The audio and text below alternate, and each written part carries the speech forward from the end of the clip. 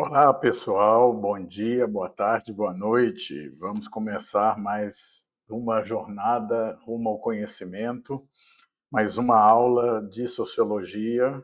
Neste caso, uma aula de método científico, para depois nós adentrarmos na sociologia enquanto conhecimento científico. Meu nome é Cláudio Antônio Cardoso Leite, eu sou professor de sociologia e vamos para mais uma jornada. Introdução ao método da pesquisa científica. Muito bem.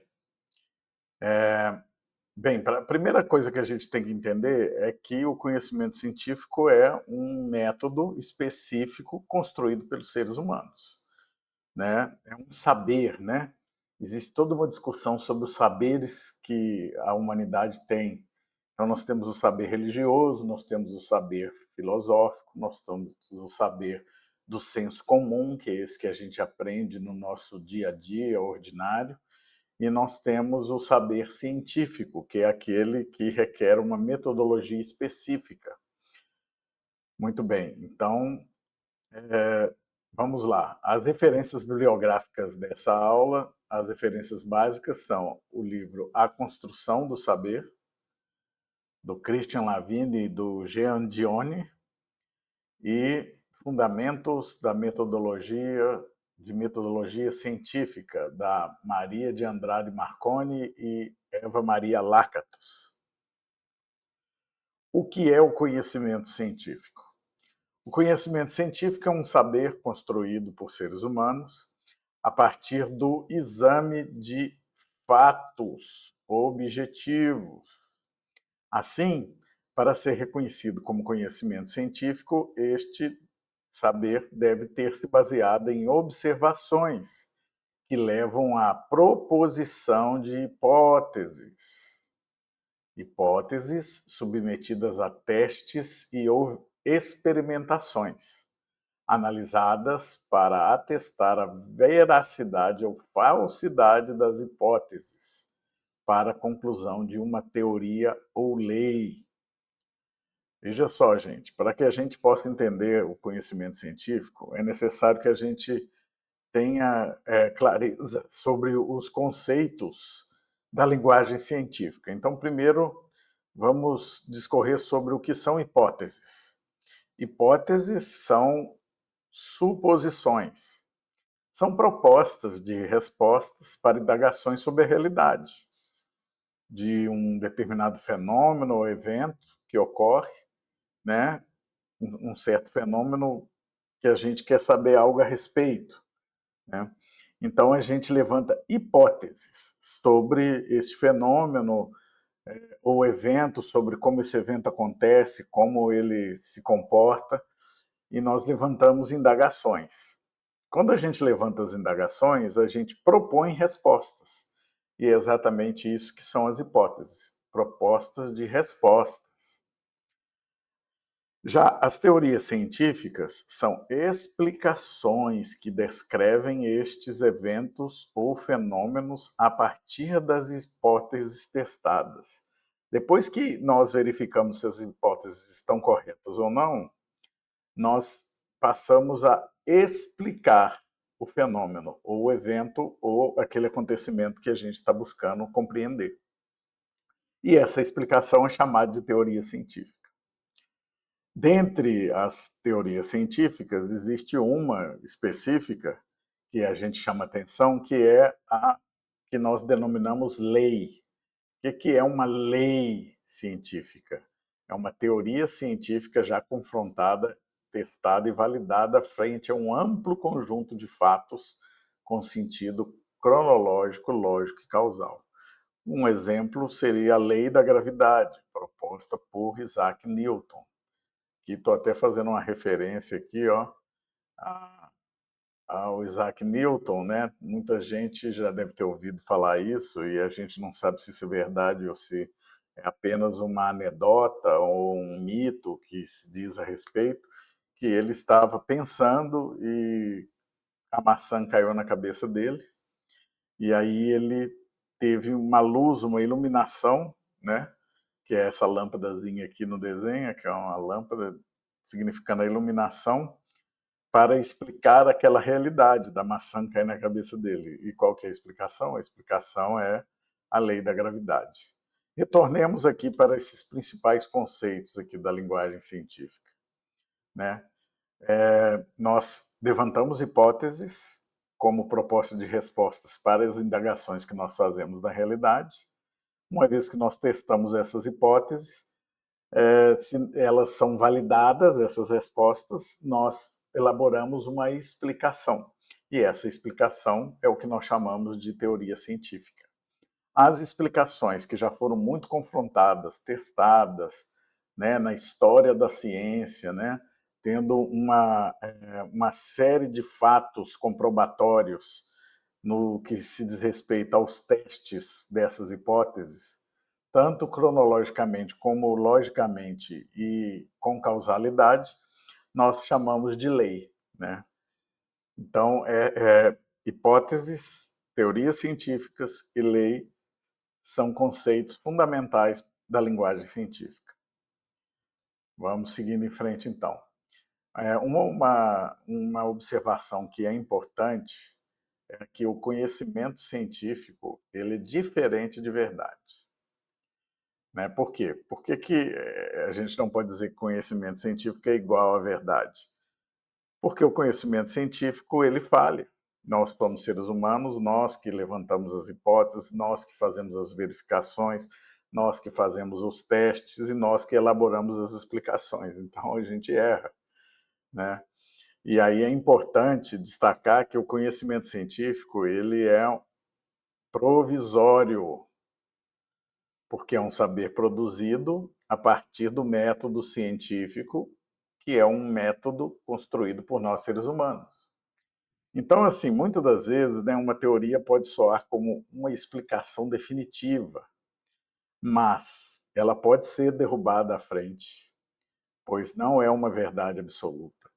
É quando nós temos uma teoria científica e um fato novo descoberto leva a uma hipótese nova e o teste dessa hipótese nos leva à conclusão diferente daquela que nós até então utilizávamos naquela explicação.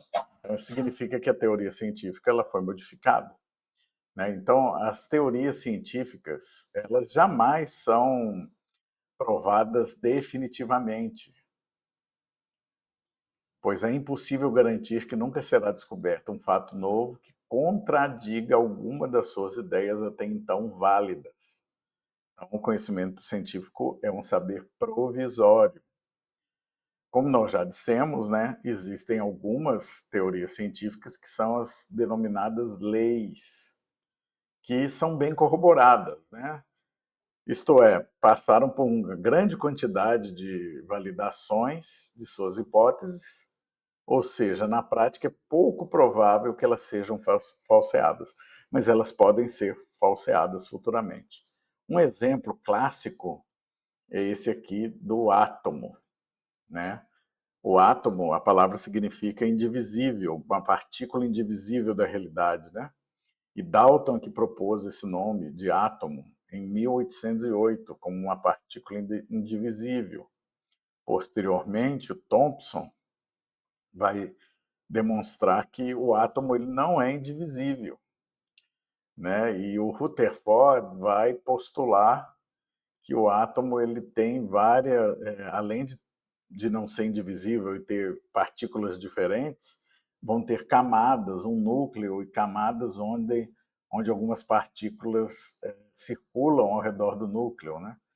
O Bohr vai propor a diferença entre os elétrons, prótons e nêutrons, né? Os elétrons circulando em volta do núcleo, o núcleo formado por prótons e nêutrons. Enfim, né?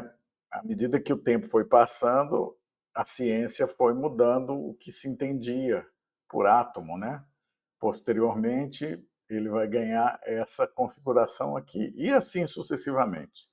Né? Então, isso aqui já serve de exemplo para mostrar que o conhecimento científico ele muda, ele vai mudando, ele é provisório e na medida que vai se descobrindo mais coisas, vai mudando a explicação da realidade. Certo? Muito bem. Aqui eu desenho maior, né, para que vocês visualizem que conhecimento científico é diferente de verdade. Verdade é algo absoluto. Conhecimento científico é algo provisório, né, probabilístico. O que é probabilístico? É que passou por determinadas etapas probatórias, mas não significa que pode ser falseado no futuro. Bem, e o método científico? O método científico, ele tem um passo a passo específico, né? Por isso que a gente chama de método. Método é o meio, né? O caminho pelo qual se constrói o conhecimento científico. Nesse sentido, esse desenho aqui ele ilustra bem como que acontece o passo a passo da metodologia científica, né? Você observa a realidade e elabora perguntas sobre o mundo real. Aqui, ó, você observa a realidade, essa parte aqui vermelha, né? Que é quando você está observando a realidade. Quando você observa a realidade, você indaga perguntas sobre aquilo ali e propõe respostas, que é o quê? São as hipóteses.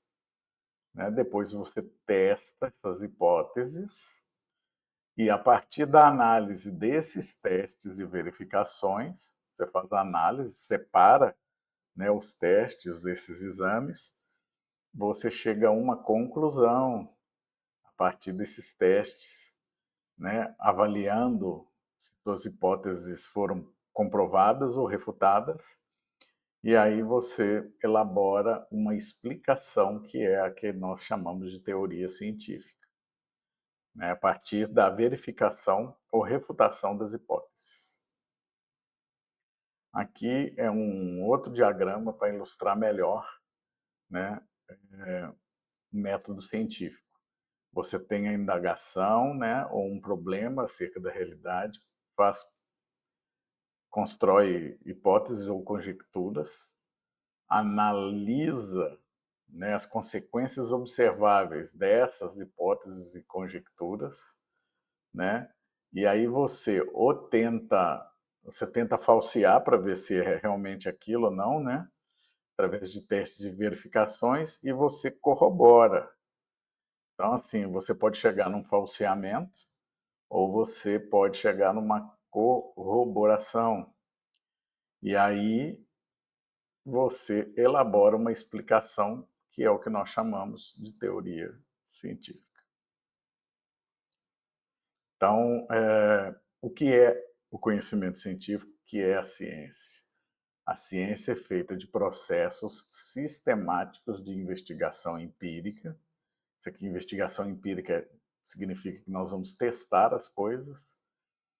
Então, é feita de processos sistemáticos de investigação empírica, de análise de dados, de teorias e da avaliação lógica dos argumentos, a fim de desenvolver um corpo de conhecimento a respeito de um tema específico. Né? Aqui uma outra forma de nós visualizarmos o método científico, né? Uma pergunta acerca da realidade. E aí hoje, quando a gente vai fazer uma pesquisa científica, e vocês vão ver isso quando vocês vão fazer trabalho de conclusão de curso, por exemplo, vocês fazem uma pergunta acerca de algum tema dentro da área que você está estudando, você faz uma revisão bibliográfica para ver o que já foi estudado sobre aquilo ali, até para você elaborar a pergunta, né? Porque senão você pode fazer uma pergunta que já foi respondida. Né? Por exemplo, já se sabe por que os corpos caem, é porque existe a lei de gravidade. Né? Então, quando você lê artigos e livros científicos, você sabe o que já foi descoberto e consegue elaborar uma nova pergunta para descobrir algo novo. Né? E aí você formula uma hipótese, né? A partir dessa hipótese você realiza um experimento que pode rejeitar a sua hipótese ou que pode corroborar a sua hipótese. E a partir desses resultados você vai fazer um enunciado, né, que é o enunciado da teoria científica. Teoria. É, tá bem feia aqui a minha letra aqui com esse ponteiro aqui, tá difícil de eu escrever. Mas vamos lá, né? Aqui é um exemplo, né, que a gente pode, que já se sabe, nós já sabemos a resposta, mas é interessante porque o que, que acontece? Produção do conhecimento científico é um processo constante, né? Então, assim que nós temos uma teoria, nós observamos a realidade de novo e aí nós construímos outra hipótese, fazemos os testes, as análises, tiramos outra conclusão, elaboramos outra resposta ou explicação que é a da teoria científica e assim sucessivamente. Aqui pegando essa ilustração aqui, né, claro, brincando, né, com essa coisa de que a maçã caiu na cabeça de Newton, né, para que levou ele a explicar a lei da gravidade. Aí vem uma pergunta que a gente poderia fazer e que nós já sabemos, hoje a física já sabe a resposta, é por que que a maçã, quando ela cai diferente de uma folha de papel, né? A folha de papel ela não cai como a maçã cai reta assim, né?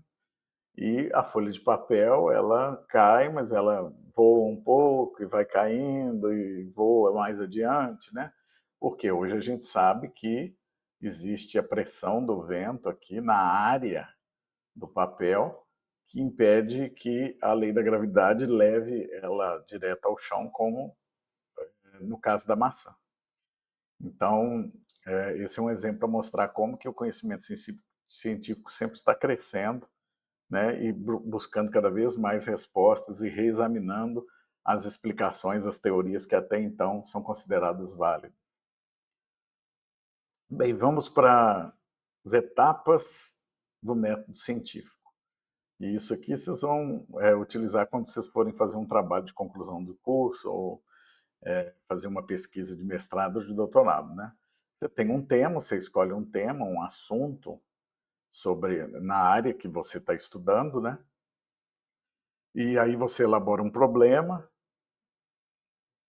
Esse problema, você define esse problema aqui de pesquisa, aí você revisa a literatura, formula uma hipótese e seleciona um plano para verificação dessa hipótese, para verificar ou para refutar essa hipótese.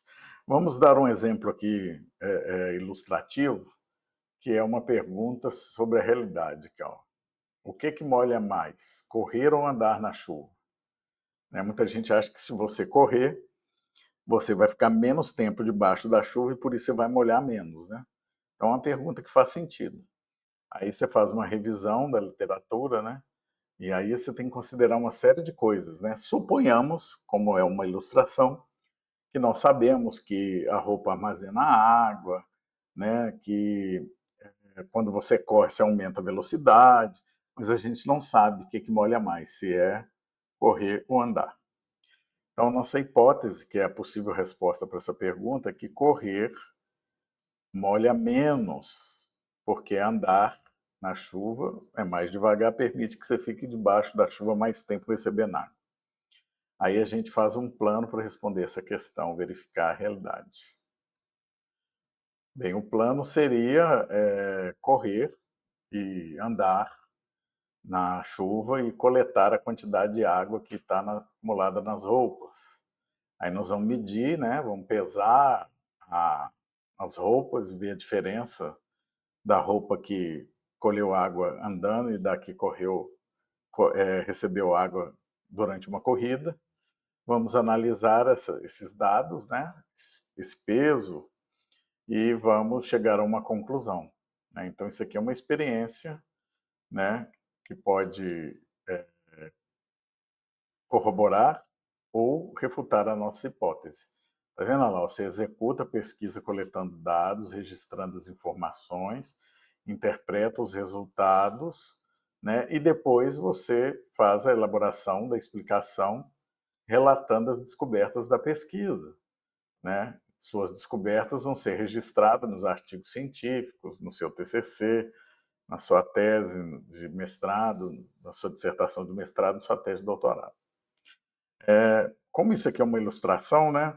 Vou trazer para vocês aqui um episódio de um seriado que pode ilustrar bem essa situação, que é Os Caçadores de Mitos, né, um seriado americano já antigo, né, que eles fazem uma experiência, né, sobre correr na chuva e andar na chuva. Eles simulam um ambiente e aí um dos sujeitos coloca uma roupa e corre, depois ele anda, eles pesam as roupas para ver a quantidade de água que tem na roupa, né? E a conclusão que eles chegam, né, é que correr na chuva molha muito mais, porque a superfície, né, das gotas vão impactar a roupa e aí vai molhar mais, né? Então, andar seria melhor no que diz respeito a molhar. Você molharia menos se você andasse na chuva, né? É essa a conclusão que eles tiram.